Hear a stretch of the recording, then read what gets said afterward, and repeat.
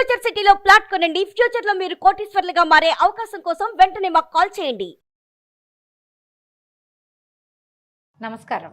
కార్తీక పురాణం 22వ రోజు పారాయణలోకి వచ్చాం. రాహు అనేవాడిని జలంధరుడు శివుని దగ్గరికి పార్వతీదేవిని నాకు ఇచ్చేయి అని చెప్పడం కోసం ఒక దూతగా పంపించాడు.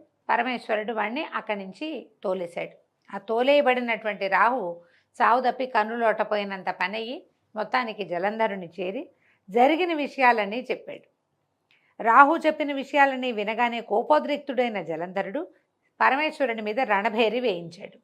కోట్లాది సేనలతో కైలాసం వైపుకి దండు కదిలాడు. ఆ సందర్భంగా జలంధరునికి అగ్రభాగాన ఉన్న శుక్రుడు రాహు చేత చూడబడ్డాడు. తత్ఫలితంగా జలంధరుడి కిరీటం నేలకి పడింది. రాక్షస సేనల విమానాలతోటి కిక్కిరిసిపోయిన ఆకాశం వర్షాకాలపు మేఘావృతమైన ఆకాశంలాగా కనిపిస్తోంది. ఈ రణోద్యోగాన్ని ఎరిగినటువంటి దేవతలు ఇంద్రుణ్ణి ముందరుంచుకుని రహస్య మార్గాన పరమేశ్వరుని సన్నిధికి వెళ్ళి ఈ యుద్ధ వార్తల్ని విన్నవించారు. ఓ దేవాధిదేవ, ఇన్ని నాళ్లుగా వాని వల్ల మేము పడుతున్న ఇక్కట్లన్నీ నీకు తెలుసు. ఈవేళ వాడు నీ మీదకే దండెత్తొస్తున్నాడు. సర్వలోక కళ్యాణార్థం వాడిని జయించు తండ్రి అని అనేక విధాలుగా ప్రార్థించారు. వెనువెంటనే విరూపాక్షుడు విష్ణువుని స్మరించాడు. విష్ణువు ఇక్కడికి వచ్చాడట కైలాసానికి. వస్తే శివుడు ఆయన్ని చూసి, కేశవ, గత జగడంలోనే ఆ జలంధరుణ్ణి యమునిపాలు చేయకపోయావా?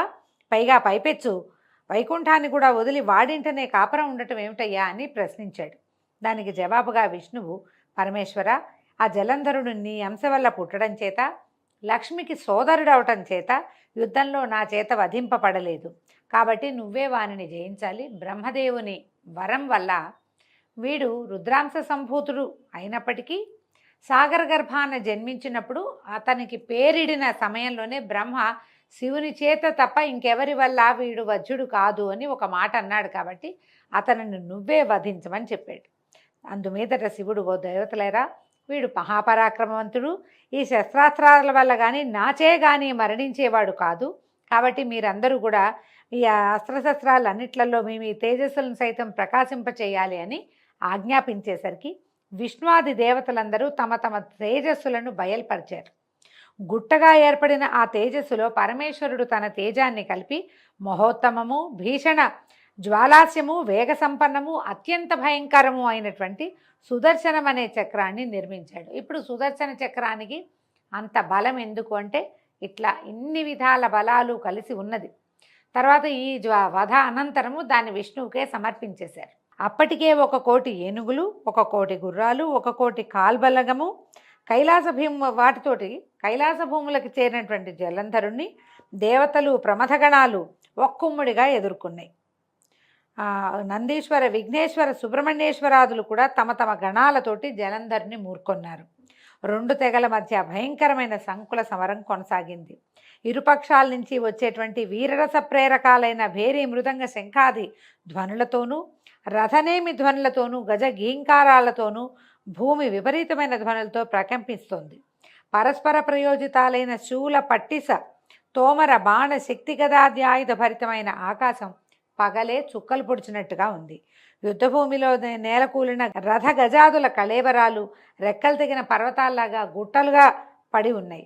ఈ మహారణంలో ప్రమథల బాణాలతోటి పడిపోయినటువంటి దైత్యుల్ని, దానవుల్ని, రాక్షసుల్ని, ఆ గణాలన్నింటినీ కూడా శుక్రుడు మృత సంజీవని విద్యతోటి పునర్జీవితుల్ని చేయటం మొదలుపెట్టాడు. ఆ సంగతి పరమేశ్వరుని చెవిన పడితే ఆ తక్షణమే ఆయన ముఖం నుంచి కృత్య అనే ఒక మహాశక్తి ఆవిర్భవించింది. ఇదే కృత్యం మనం దూర్వాసుడు సృష్టించాడని చెప్తామండి. ఆ కృత్య వేరు, ఈ కృత్య వేరు. అయితే ఇదేం చేస్తుందట, భయంకరమైన శక్తి ఈ కృత్య. తాలు జంఘోదర వక్ర స్థనాలతోటి మహావృక్షాలని సైతం కూలగొడుతూ రణస్థలిని చేరింది. ఇదేంటంటే పెద్ద నోరు, పెద్ద పెద్ద స్థనాలు, చాలా పెద్ద పొట్ట, విపరీతమైన శరీరంతో రణస్థలికి వచ్చిందట. వచ్చి ఏం చేసింది, రావడమే పేరు మోసిన రాక్షసులందరినూ ఎత్తి అమాంతం మింగేసిందట ఆ శక్తి. ఆ ఊపు వరుసగా ఒక్కొక్కరిని మింగేసి వచ్చి శుక్రుణ్ణి తన యోనిలో చేర్చుకుని అంతర్ధానం అయిపోయింది, దాచేసిందట పొట్ట లోపల భాగంలో. మరణించిన వాళ్లను మళ్ళీ బతికించేందుకు శుక్రుడే లేకపోవటంతో ప్రమథగణాల విజృంభణకు రాక్షససేన మొత్తం తుఫాను గాలికి చెదిరిపోయే మబ్బు తునకల్లాగా చెల్లాచెదరైపోయింది. అంతకుముందు చచ్చిపోతామన్న భయం లేదు వాటికి, రాక్షసేనకి. ఎందుకంటే సస్తే బతికించేందుకు శుక్రుడు ఉన్నాడు. ఇప్పుడు శుక్రుడు మళ్ళీ బతికే అవకాశం లేకుండా కృత్యాగర్భంలోకి వెళ్ళిపోయాడు. ఇక శుక్రుడు లేడు, బతుకుతామన్న ఆశ లేదు, చస్తామన్న భయం వచ్చేసింది. ఈ భయంతో మబ్బు తునకల్లాగా వేద గాలి వస్తే ఎట్లా మబ్బు చెల్లా చెదరైపోతున్నాయి, అట్లా రాక్షస గణాలన్నీ చెల్లా చెదరైపోయినాయి. అందుకు కినిసిన శుంభ కాలనేమ్యాది సేనానాయకులు అగణ శరపరంపరతో శివగణాలని నిరోధించటం మొదలెట్టారు. చక్కటి పంట మీద మిడతల దండులాగా తమ మీద పడే రాక్షస బాణాలకు రక్తసిక్త దేహులై అప్పుడే పూసిన మోదిగ చెట్లలాగా తయారైన శివసేనలన్నీ తిరుగుమొహం బట్టి పారిపోవటం మొదలెట్టాయి. అది గమనించినటువంటి నందీశ్వర, విఘ్నేశ్వర, సుబ్రహ్మణ్యేశ్వరులు ఆగ్రహావేశులై రాక్షస సేనల మీదకి విజృంభించారు. నందీశ్వరుడు కాలనేమితోనూ, విఘ్నేశ్వరుడు శుంభునితోనూ, కుమారస్వామి నిశుంభుడితోనూ ద్వంద్వ యుద్ధానికి తలపడ్డారు. నిశుంభుడి బాణాఘాతానికి సుబ్రహ్మణ్య స్వామి వాహనమైన నెవలి మూర్ఛపోయిందట. నందీశ్వరుడు తన బాణపరంపరతో కాలనేమి యొక్క గుర్రాలను, జెండాను, ధనుస్సును, సారథిని నాశనం చేశాడు.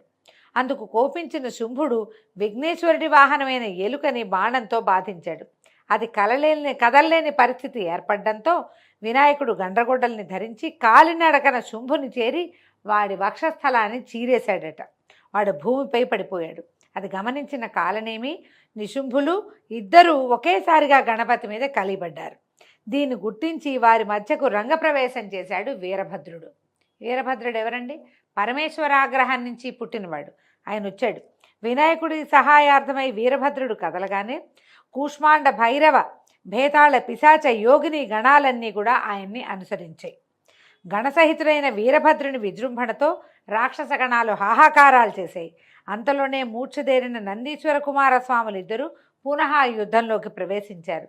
వాళ్ళందరి విజృంభణతోటి వీగిపోతున్న తన బలాన్ని చూసిన జలంధరుడు అతి అనే పేరున్న పతాకం ఉన్న రథం మీద వచ్చి సమస్త గణాలని ఎదుర్కొన్నట్ట. జలంధరుడి బాణాలతో భూమి ఆకాశాల మధ్య ప్రాంతమంతా నిండిపోయింది. 5 బాణాలతో విఘ్నేశ్వరుని, 9 బాణాలతో నందీశ్వరుని, 20 బాణాలతోటి వీరభద్రుని కొట్టి మూర్ఛపోగొట్టి భీషణమైన సింహగర్జన చేశాడు. వాడి గర్జనతోటి ముందుగా స్పృహలోకి వచ్చిన వీరభద్రుడు 7 బాణాలతో జలంధరుడి గుర్రాన్ని, పతాకాన్ని, గొడుగుని నరికేశాడు. మరో 3 బాణాలు అతని గుండెల్లో గుచ్చుకునేలాగా నాటాడు. దీంతో మండిపడిన జలంధరుడు పరిఖ అనే ఆయుధంతో వీరభద్రుని ఎదుర్కొన్నాడు. అద్భుతమైన యుద్ధం చేశారట. గణాలన్నీ యుద్ధం మానేసి వీళ్ళిద్దరూ చేసిన ద్వంద్వ యుద్ధాన్నే చూస్తున్నారట. ఎందుకంటే భీషణాకారుడు వీరభద్రుడు. అతన్ని ఎదుర్కొనాలంటే అవతల వాడికి ఎంత బలం కావాలి? అంత బలశాలి అయిన జలంధరుడి యుద్ధ నైపుణ్యాన్ని, వీరభద్రుడి మహాగ్రమైనటువంటి స్వరూపాన్ని ఆశ్చర్యంగా చూస్తూ గణాలని యుద్ధం మానేసి వాళ్ళకేసి చూస్తూ నుంచున్నాయట. అనంతరం ఏం చేశాడట, మళ్ళీ జలంధరుడు పరిఘాయుధాన్ని వీరభద్రుడి తల మీద ప్రయోగించాట. తలకి దెబ్బ తగిలిన వీరభద్రుడు స్పృహ తప్పి పడిపోయాట. చివరికి దేవతలందరూ ప్రార్థించారయ్యా, అందరూ పడిపోయారు, నీ కుమారులు స్పృహ తప్పి మళ్ళీ లేచారు, నీ అపరావతారమైన వీరభద్రుడు స్పృహ తప్పి పడున్నాడు, ఈ జలంధరుడు విజృంభించాడు, సేనలన్నింటినీ చంపేస్తున్నాడు స్వామి, ఏదైనా చెయ్యని పరమేశ్వరుణ్ణి విపరీతంగా ప్రార్థించారు దేవతలు. అప్పుడు ఆయన లేచొచ్చి యుద్ధానికి ఉపక్రమించాట. అతనిని యుద్ధంలో జయించడం శివుడికి శక్యం కాలేదు. ఎప్పటికీ జలంధరుడు హతుడు కాకపోవటానికి అతని భార్య అయినటువంటి కాలనేమి కుమార్తె అయిన బృంద యొక్క పాతివ్రత్యమే కారణమని విష్ణుమూర్తి గ్రహించాడు. ఆమె ముందు విష్ణుమాయని ప్రయోగించడానికి బయలుదేరాడు. అయితే అక్కడ ఏం జరిగిందట, ఇలా పరమేశ్వరుడితోటి యుద్ధానికి వెళ్ళిన తన భర్త యొక్క యోగక్షేమాల కోసం భయపడుతున్న బృంద ఒక మునీశ్వరుడి వద్దకు వెళ్ళి తన భర్త యోగక్షేమాలు తెలుసుకుందామని ఆమె బయలుదేరి వెళ్ళింది. ఆమెని విష్ణుమాయ అనుసరించింది. మనం ఈ విష్ణుమాయ అనుసరించిన బృందాదేవి ఏమవుతుందో రేపటి కథలో మళ్ళీ తెలుసుకుందామండి. ఈ రోజుతోటి 22వ రోజు పారాయణ పూర్తయింది. రేపు ఉదయం 23వ రోజు పారాయణలో మళ్ళీ కలుసుకుందాం. నమస్కారం.